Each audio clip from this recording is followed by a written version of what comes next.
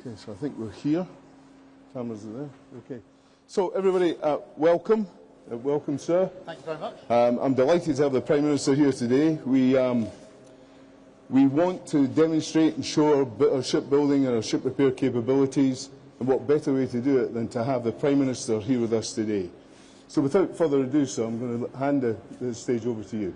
Okay, brilliant. Well, look, can I just start by saying thank you all for giving up your time this afternoon to listen to me, ask me questions. I really appreciate it. I've met some of the apprentices earlier on and got a good sense of the skills and what you're doing. And I have to say, coming and seeing what you're doing is a real highlight for me, because you can't read about this sort of thing or brief about it in Parliament. You need to come and see it, get a sense of the scale of it, the size of it, and the skill that is behind the work that you do. And so let me start by saying thank you for your time. Thank you for what you're doing as well, because proudly supporting those who serve is what I've just read up in one of your meeting rooms. And that is what you do, because, as you will know, security and defence of our country, of Europe, of Ukraine, is absolutely upper mind in the world at the moment.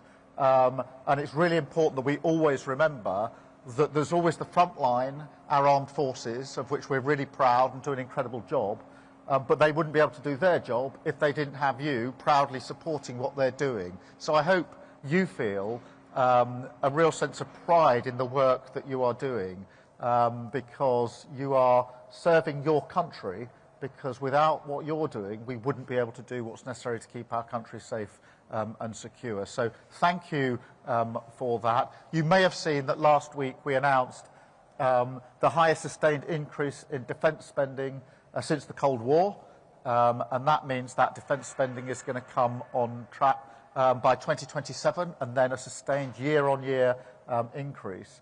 And I want that to be something which is really significant towards the defence and security of our country, much needed at the moment, but I also want it to be measured in jobs and businesses and skills in this country and in places like this, because this is a real obligation and duty. The first duty of the Prime Minister is to keep the country safe, and I take that duty really seriously, but it's also a great opportunity, because this is going to require more of the skills and talents that you have as we go forward. So thank you for what you are doing. Feel proud of what you're doing, because I do, and you should.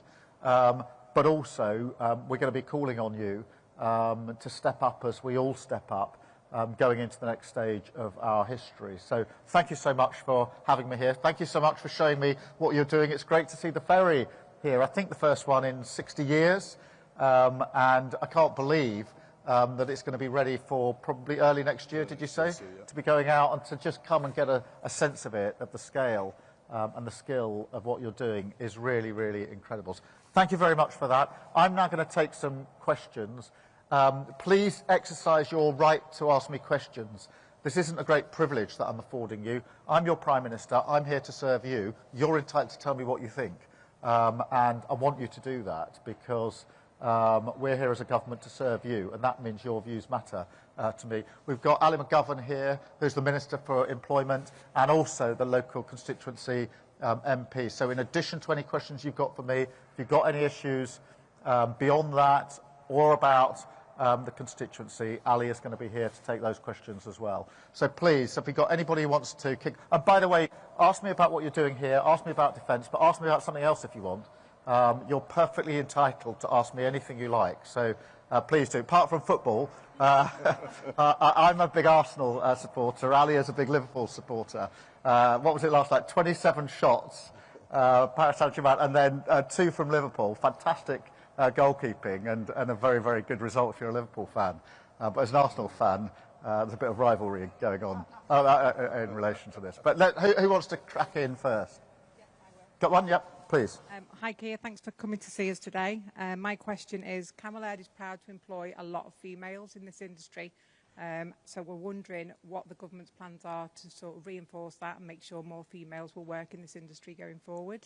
Yeah, well, I mean, there's a lot of women in the workforce here, I can see just by looking around. And I think that reinforces the point that I would make, which is these are jobs where we should encourage women to come and work, and where we should have aspiration for everybody to come and work. And I think, in a sense, my words are important on this, but what you're doing is equally important on this. And I hope that all of you are able to spend at least some time going into schools and colleges and telling young girls what you're doing, because I think there will be quite a lot of young girls who wouldn't necessarily think this is the sort of job I might want to go into. And if they see you, or even better, come and bring them here and show them what you're doing. And that's a wider thing I was talking to apprentices about this morning. I'm a big believer in apprentices, and I know you're massively oversubscribed. I think 800 apprentices every year for the 50 that get through. So every apprentice here has already got through a 1 in 16 chance and done brilliantly well. But go out and tell that story, because lots of young people, if they came in and saw what you're doing here, if they got a sense of the scale and the skill, I think they'd say, I want a bit of that. So let's go and tell that story. Great. Anyone else with a question? Yeah, please. Hi, Keir. Hi, we met this morning when Yep. you were at the Mersey Ferry and you spoke with the apprentices, and I asked the question, and I think it's important to reiterate and ask again. Obviously, we're going to have 200 apprentices here come Yep. September, multi-trade. What is your party going to do to support this scheme? Well, I'm a big supporter of apprentices. I think it's really important, and a lot of people have heard this before, but it is important for me to say it, because my dad was a toolmaker. He worked in a factory, and that isn't just something I want to say as a politician. I actually love being in an environment like this. This is what I grew up with. And my dad was an apprentice. He learned his craft, his trade and his skill as an apprentice. So for me, that's what I grew up knowing. I think in some respects it is brilliant to go off to university. I was the first in my family to do so. But we don't make enough of apprenticeships, which I think should be given absolutely equal weighting with going off to university. So I want to put massive support behind apprenticeships. I want to make it easier for people to get on to start their apprenticeships, because sometimes people arrive for apprenticeships, they haven't got quite the right qualifications when they were 15, 16, they didn't get it completely right. I want to open that gateway back up, give people the chance, because you will have seen this, people just developing as apprenticeships through the 3 or 4 years, whatever it may be, to become highly skilled, fantastic workers, and we must support that as we go forward. So I want to give every support to apprenticeships. I really believe in them, and I think there's a mindset shift for the country here, which is, yes, university good, but apprenticeship good as well, and let's start weighing them equally. And that's why I'm very keen for all of you to get back into schools and tell that message, because sometimes in schools there's a slight tilt that, you know, it's off to university, not enough emphasis, I don't think, on going in, getting a skill, getting paid as well, and the security, and making a contribution, because all the apprentices here are making a contribution to this business, to this sector, but also to your country. I can't, overemphasise, at a time like this, what you do for your country really, really matters. So thank you for your question. Anyone? I'm sorry I've got my back to certain people, but if there are any questions behind, I'll try to look behind from time to time. Yeah. Okay. In light of the recent change in commitment from the United States to Ukraine, what do you envisage the UK's military support to Ukraine looking like? Well, on Ukraine, obviously, it's really important that we focus on what matters most. And what matters most, in my view, is a lasting peace that ensures that Ukraine is both sovereign, able to make their own decisions, and secure, so in a position where we don't just stop the fighting for it to start again in a year or 2 or 3. For that to happen, obviously, it's important that we are all focused on that, and it is important that if there is a deal, and we don't know there will be, that we defend the deal. And that means that we need to think about what's the guarantee, what's the security guarantee. And what I've said is, I think Europe needs to step up into this space. We've said for a long time that Europe needs to do more on its own security and defence. I think that's right. And the United Kingdom will play a leading part, because we've always stepped up when it's required. So that's why I've made that commitment on behalf of our country. It has to be done in conjunction with the United States, because we have for many decades worked very closely with the United States. You will know through the work you do, that our defence, our security, our intelligence is intertwined. No two other countries are as close when it comes to defence and security as our two countries. So we want to do this in conjunction with the United States, because it's that ability to work with the United States and with our European partners that has kept the peace for 80 years now. That's why it's important we step up into this space. I would say two other things which are of relevance to you.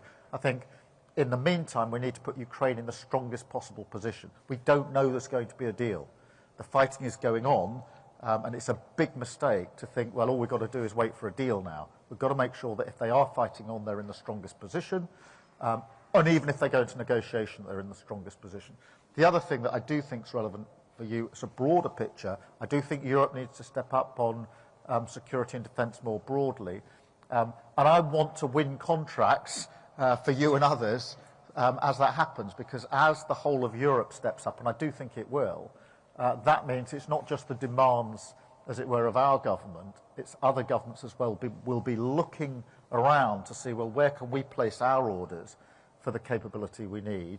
And I know we're good enough, we're leading enough in this country to say you should be putting your orders with us. So I'm envisaging a period, and I hope for a period, where there'll be even more work coming down the track for you, and you may need to increase the number of apprentices from whatever, it's 50 a year, isn't it? I think 50 a year, yeah. Right, anywhere else? Anywhere to the sides or behind? Got a question?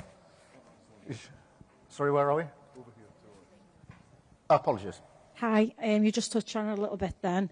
Investments in the UK shipbuilding is key if we are to compete on the world stage. Do you see shipbuilding as a priority, and what are you going to do about it? I think as we go forward with defence and security, we're going to have to press forward on sea, on air, on land.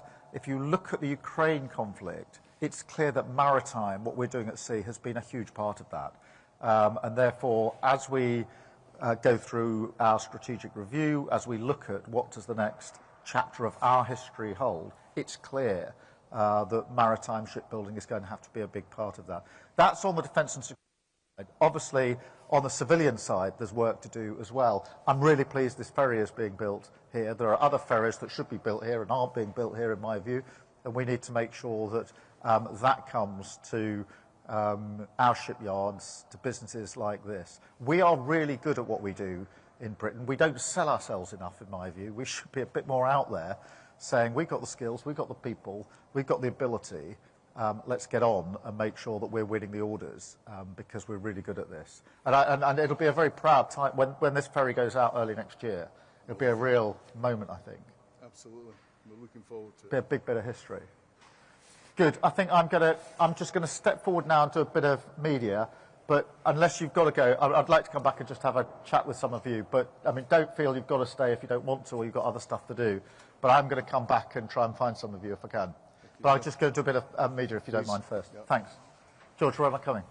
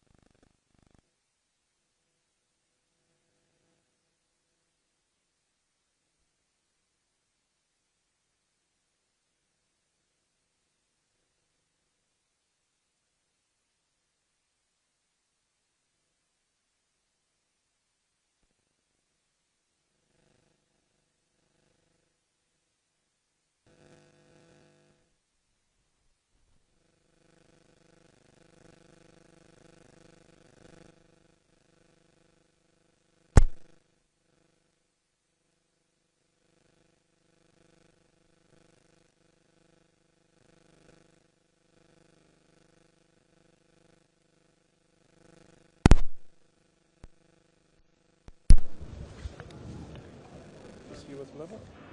1, 2, 3, 4, 5, 6, 7, 8, 9, 10, 11, 12. 1, 2, 3, 4, 5, 6, 7, 8, 9, 10, 1, 2, 3, 4, 5. Yeah, that's the microphone. That works. Happy with it.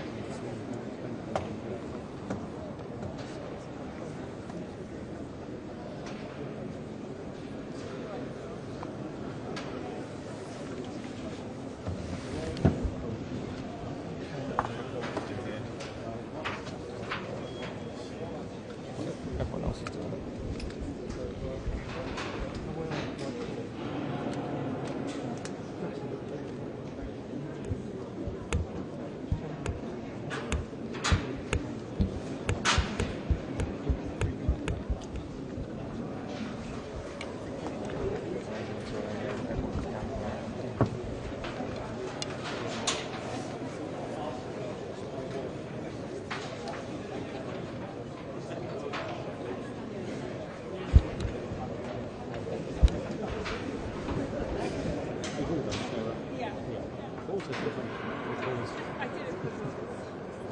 Sacrifice. It's a pair of kneecaps. Yeah, between friends there. Mine and that, but anyway, yeah. Should get the